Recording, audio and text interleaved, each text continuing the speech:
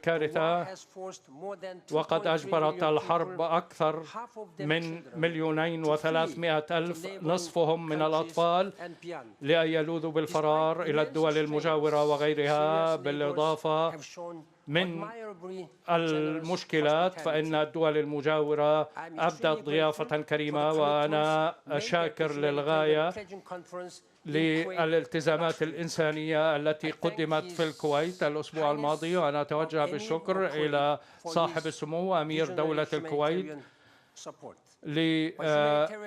لرؤيته بالنسبة للدعم الإنساني. لكن الاحتياجات الإنسانية لم تلبى بعد، خاصة إذا تواصل النزاع، وأنا أشكر المجتمع الدولي لتوحده وراء هدف تدمير برنامج الأسلحة الكيماوية في سوريا بعد الهجوم المريع في أغسطس آب الماضي. وفي نفس الوقت دعونا نقر بأن معظم الدمار والموت في سوريا يتم تحقيقه بالأسلحة التقليدية التي يحصل عليها المقاتلون برغم اختلاف فصائلهم من مصادر مختلفة.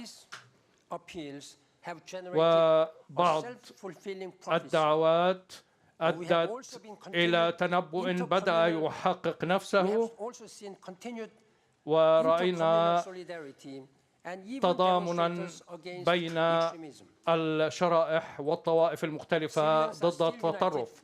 السوريون لا يزالون موحدين في محبتهم لوطنهم ولتراثهم الثقافي والديني وتقليدهم بالنسبة للتعايش معا، ويجب أن نعيد ما تم فقدانه بروح التضامن التي نراها كل يوم مع الآباء والأبناء الذين يحاولون ضمان بقاء أفراد أسرهم على قيد الحياة في سوريا. ومن الحلوي للسوريين من نساء ورجال أن يشاركوا في تصميم أو مصيرهم.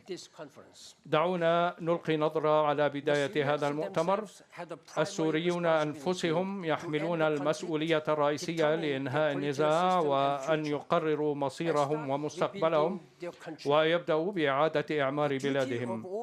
إن واجب جميع أعضاء المجتمع الدولي سواء كانوا موجودين في هذه الغرفة اليوم أم لا هو أن يبذلوا قصارى جهدهم لمساعدة السوريين على تحقيق هذه الأهداف. إن بيان جنيف 1 يحدد خطوات لعملية انتقال سورية، ابتداء من تشكيل هيئة حكم انتقالي مع صلاحيات تنفيذية كاملة بالتوافق المتبادل